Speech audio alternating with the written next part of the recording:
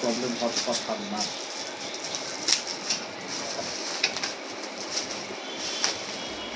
এই কেসে আমাদের সিনিয়র এডিটর দুজন সিনিয়র এডিটর আছে। তোমার খাবার ভালো